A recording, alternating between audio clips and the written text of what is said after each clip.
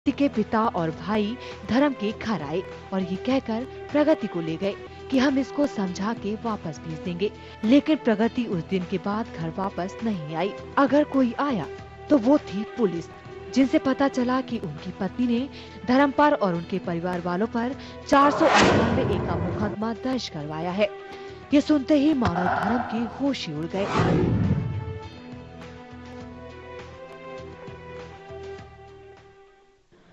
पुष्पा जी, आपका बताया कि आपका भी नाम एफआईआर में है, आपके पति का नाम भी एफआईआर में है। तो आपको किस तरह की मुश्किलों का सामना करना पड़ रहा है आजकल? क्या आपको आपके ससुराल वाले दोष देते हैं कि तुम्हारी वजह से या तुम्हारे भाई की वजह से हमारे साथ ऐसा हो रहा है? नहीं, मुश्किलें तो अब ये समाज है। कुछ लोग इस चीज को मानते हैं कि भाई मैंने कुछ नहीं कहा होगा जी। कुछ ये भी कहते हैं कि आपका नाम क्यों है, तो उसमें शक के दायरे में मैं आती हूँ। बिल्कुल। और दूसरा, मेरे हस्बैंड ने भाई तारीफ पे जाना, अब ये लोग छोटे हैं, इतना नहीं कर पाते, पापा बुजुर्ग हैं जी। बिल्कुल। तो आना जाना, कई बार उनके साथ ऐसे हादसे हुए, गलती से खुदा ना खास्ता कुछ हो जाए जी। क्योंकि एक बार वो कहीं पे उतर गए थे रास्ते में, जैसे खाना वाना खाने के लिए, तो कुछ लोगों ने उन्हें घेर लिया जी। इसके बाद मारा पीटा, जैसे कैश था वो भी ले लिया, मोबाइल ले लिया और रिंग वगैरह ले ली। और कुछ हो जाएगा गलती से तो उसका हर जाना डर रहता है जी जी। लेकिन पुष्पा जी, आपको तो खुशनसीब आप समझे अपने आप को कि आपके पति आपको इतना सपोर्ट कर रहे हैं, आपके घर में भी सपोर्ट कर रहे हैं। ये उनका बड़प्पन ही समझिए, क्योंकि कोई अपने भाइयों के लिए भी नहीं करता है, वो सालों के लिए भाग रहे हैं इतना।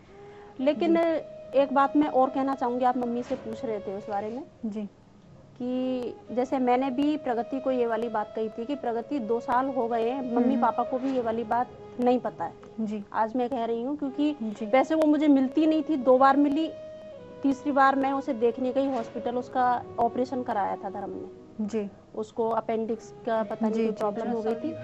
अच्छा, तो वो मामी जी ने ना कराकर धर्म ने कराया। इसके बाद जब उसकी, अगर हम ये लोग उससे दहेज मांग रहे हैं या हम मांग रहे हैं, तो हम उसके लिए 70,000 रुपए लगाए, इसके बावजूद वो हमारे घर नहीं आई, वो मामी के घर गई कि मैं वहाँ जाऊंगी। टोका मत बोल रहे हैं। अच्छा, इसके बाद हम देखने भी वहीं पे गए, हमारे रिलेटिव भी देखने वहीं गए। ये उससे पहले की बात है।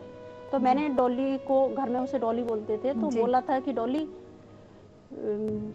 जैसे पापा जी को नहीं पता है ये बात है, मम्मी को भी नहीं पता है कि आजकल तो सबके बच्चे जल्दी ही होते हैं, तो आपकी मैरिज को भी 2 साल हो गए जी जी। तो भाई मतलब कोई प्रॉब्लम है या कुछ है तो मैं मम्मी को बोलूं किसी डॉक्टर वगैरह को दिखाएंगे, तो इसने मेरे को बोला था। उस दिन से हमें महसूस हो गया था कि इनके रिलेशन सही नहीं। तो 2 साल बाद आप लोगों को पता लगा। धर्म, डायरी की बात हमने देखी कि वो डायरी में अपने आने जाने का समय लिखती थी, तो क्या डायरी में कुछ अपने दिल की बातें भी कभी लिखी हैं प्रगति ने? कुछ ऐसा लिखा हो जिसके कि आपने कभी पढ़ा हो? कुछ सिर्फ समय लिखती थी? बताऊंगी। तो इसके बाद क्या हुआ, जब इसने कहा कि हम, मेरे और इसके संबंध नहीं है, जो इसकी आंखों में भी आंसू आ गए थे, क्योंकि ये हम लोगों के सामने बोल नहीं पाता इस तरीके से। तो मैंने इसको बोला था कि तू ऐसा कर, भाई कुछ हार्मोन्स की कमी होती है या कुछ, भाई तुम दोनों की करीबी नहीं, तो किसी लेडीज डॉक्टर को दिखा इसको जी जी। ये इसको एस्कॉर्ट्स में इसने दिखाया भी वहाँ पे, तो डॉक्टर ने यही कहा कि ऐसा चेकअप वगैरह सारे हुए, टेस्ट भी हुए उसके। अब हम रिपोर्ट रखते, अगर हमें पता होता कि हमारे ऊपर ऐसा कुछ लगाने वाली है जी, जिसका हमारे पास कोई सबूत तो है नहीं। तो इसके बाद डॉक्टर ने बोला कि भाई इसको कोई कमी नहीं है, बाकी ये तो मन से मन का रिश्ता है, जब आपस में मन ही नहीं मिलता तो। इसके बाद मैंने उसको फोन भी किया, तो उसने मेरे को बोला कि दीदी आगे से आपको शिकायत का कोई मौका नहीं मिलेगा।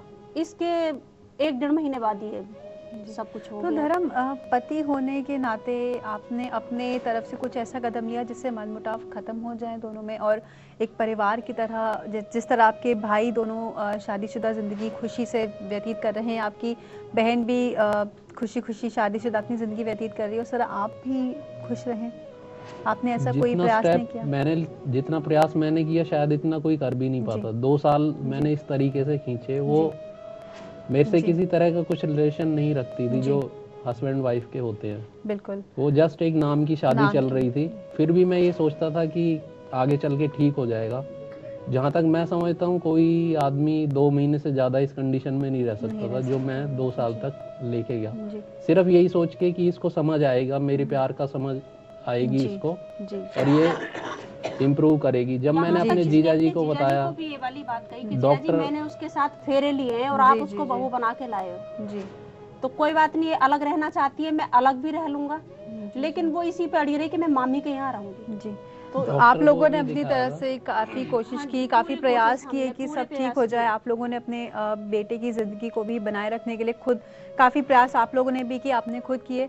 एक आखिरी सवाल मैं आप पूरे परिवार से पूछना चाहूँगी कि अगर प्रगति जी जी जी वो 2 साल में घर में कोई काम नहीं करती थी, सुबह एक आध कोई काम करी, नहाई धोई चली गई जी जी। मेरे को तो उसने यही चक्कर में रखा, मामी बीमार है, मैं भी भगवान को मानते हुए ठीक हो जाएगी तो फिर क्यों जाएगी, चलो भगवान जी समझ गए उसकी मामी को ठीक कर जी। बिल्कुल, ये भी लड़ता था, ये भी लड़ते थे बिल्कुल। ये तो अब घर में काम करती रहती है, इसको वहाँ रोज क्यों जाने देती है जी। मैंने कहा कोई पैसे से मदद करता है, कोई शरीर से, हमें भगवान भलाई दे। बिल्कुल, जो भगवान ने तो हमें देखो कैसी भलाई दी है। नहीं, आप ऐसा ना सोचिए धर्म। आपसे ये पूछना चाहेंगे कि इन सबसे रिश्ता बाद में है, पहले आपसे रिश्ता है, पहले वो आपकी बीवी हैं, तो अगर आज वो आपसे माफ़ी मांगती है, वो आपको बोलती है कि जो हुआ सब भूल जाओ, अगला पिछला सब भूलो, मैं आपके साथ खुशी खुशी रहूंगी, क्या आप उसको अब अपनी ज़िंदगी में अपनाएंगे दोबारा?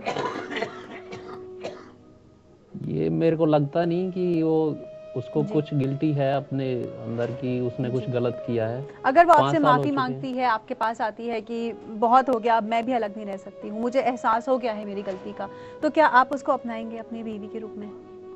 नहीं, अब तो मेरे लिए काफी मुश्किल है, क्योंकि एक बार हम लोग ऐसे फंसे हुए हैं। अगर मैं उसके ऊपर भरोसा करके ले आऊं, वो बिना किसी बात के, जब उसने ये सब किया है, कोई रीजन नहीं था जिससे वो ऐसा स्टेप उठाती, और अब मैं उस पर भरोसा करके ले आऊं, तो अभी वो आगे क्या करेगी, तो अभी तो हम कुछ बचे भी हुए हैं, उसके बाद तो हम बच भी नहीं पाएंगे। तो धर्म को तो बिल्कुल भी भरोसा नहीं रहा है प्रगति पर, कुछ और भी हुआ है इनकी जिंदगी में, आइए देखते हैं क्या।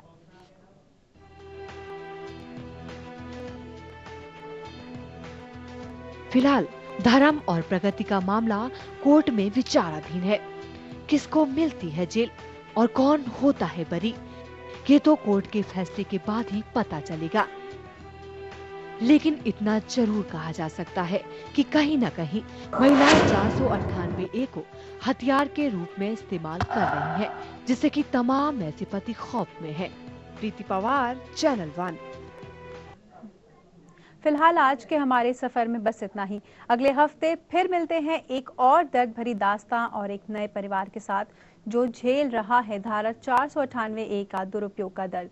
अगर आप भी शिकार हैं अपनी बीवी द्वारा उत्पीड़न के और रखना चाहते हैं अपने पहलू को हमारे और समाज के सामने, तो हमें बताइए, हम आपकी आवाज उठाएंगे, उन पत्नियों के खिलाफ आवाज उठाएंगे जो कर रही हैं इस धारा का दुरुपयोग और बना रही हैं अपने बेकसूर पति और उसके रिश्तेदारों को खौफ का शिकार। आप हमें ईमेल कर सकते हैं, हमारा मेल आईडी है info@channelnumber1.tv और साथ ही आप हमें इस पते पर खत भी लिख सकते हैं। हमें रहेगा आपके खतों का इंतजार। नमस्कार।